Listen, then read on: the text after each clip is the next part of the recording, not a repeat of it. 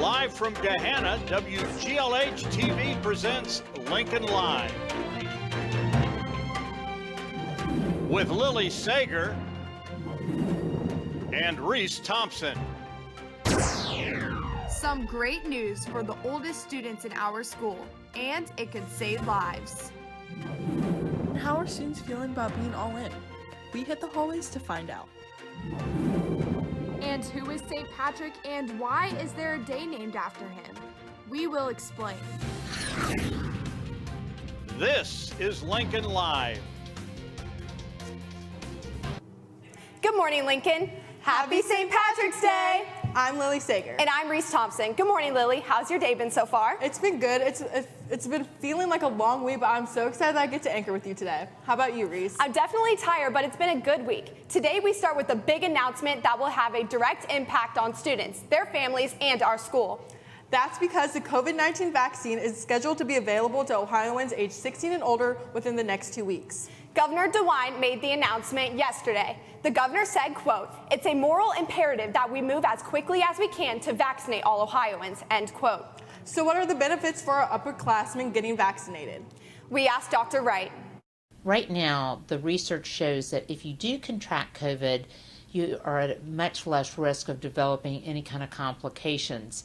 And COVID can result in life-threatening complications. Most young people are in generally good health and don't have those complications, but they have found that there have been young people who've had severe heart-related issues due to COVID and other long-term complications. And also, besides protecting your own health, you're protecting the health of your friends and loved ones, especially elderly relatives and neighbors. Can't really hear it. Thanks, Dr. Wright. That is so exciting that we will be able to get vaccinated soon.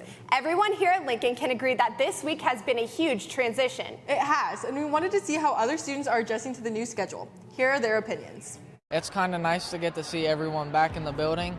It's going to take a little bit to get used to the class periods, but I think we'll be fine in a couple weeks. How do you think the first day back is going so far? I actually think it's going great. I'm having a really good day. It's been a great time. I've been so excited to see all my friends, and all my classes have gone great. So yeah, overall really good. First day back, I think it's really going great. I was really excited. Got out of bed this morning. It's early 2019 again. You got a sense of normalcy back in the school, and get to see your friends and hang out with them at lunch. So I think it's going good. How do you think the first day back is going so far? I think it's going really smoothly. I like the block schedule, and I'm really excited to see everyone now. I think it's fun to see all the people I haven't seen in a year. I was a little nervous just because I haven't been in a classroom with more than 15 people in a long time. But yeah, I'm excited. Okay, so how do you think the first day back is going so far?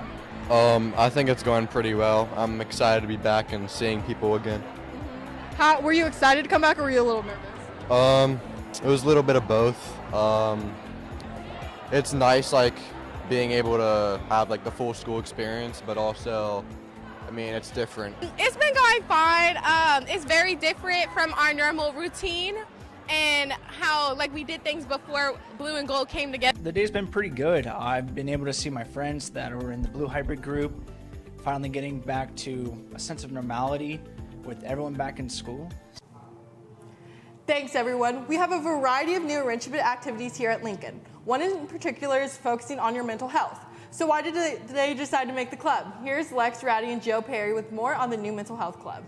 We meet in room H167, but on Thursday we'll be meeting in 169. So it's kind of, we're still trying to figure out a firm place for us to actually meet, but as of right now, those are the two rooms that are welcoming. Everyone is welcome. There's no, obviously, prerequisite. Anyone can join, and anyone should join. It's very important. Just make sure to come in with an open mind.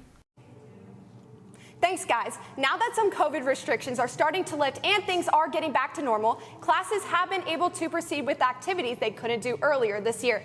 We checked in with community art class to see what they have been working on. Here's Miss Isringhausen with more information. So right now we currently have some students that are working on a mural for the orchestra room, and there are some students that are working on a project that's going to be called the Puppy Palooza that we're hoping to hold at Pizzurro Park, pending the governor's approval. We also have a lot of people that are working on the door for the band room and some other projects that are going to be secretive that we will be putting up in the schools. Thanks, Mrs. Eisenhausen. As you know, today is St. Patrick's Day. Reese, what do you know about St. Patrick's Day? Today commemorates St. Patrick and celebrates Irish culture and heritage. Ashley Provan took a look into the history of St. Patrick's Day and the reason behind it. Here is Ashley. 32% of people said them or their family celebrate St. Patrick's Day, 40% of people said that they understand the meaning of St. Patrick's Day, and 49% of people said that they have Irish heritage. My goal is to raise your knowledge about St. Patrick's Day by the end of this video. St. Patrick's Day is a day of huge celebration around the world, and the earliest recorded celebration was a parade in St. Augustine, Florida back in 1601. I caught up with AP US history teacher, Mr. Ruger, to give us more information about the true history of this holiday and what it really means. Here's Mr. Ruger. The origins of St. Patrick's Day go back to medieval Ireland with St. Patrick and the spreading of Christianity into Ireland.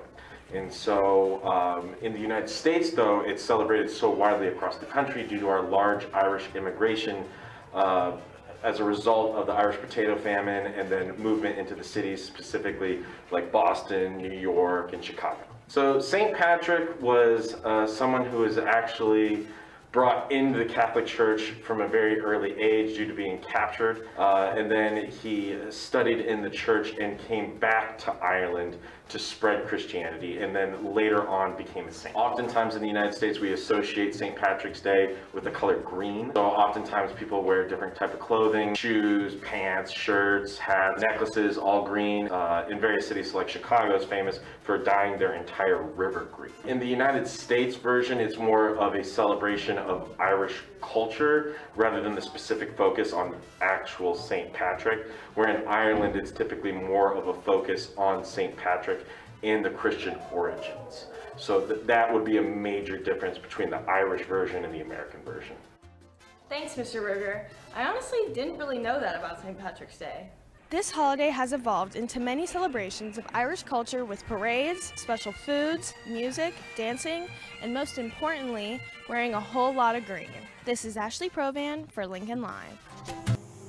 Thanks, Ashley. Next Monday, UNICEF Club will host a meeting at 4 on Google Meet. The class code in order to get on the Meet is 5TXLZNM. They will be discussing issues regarding gender inequality. They will also watch a short documentary. All are welcome and they hope to see you there. Well, Lincoln, that's all for our show today. We hope you have a great rest of your day. See you tomorrow. Bye.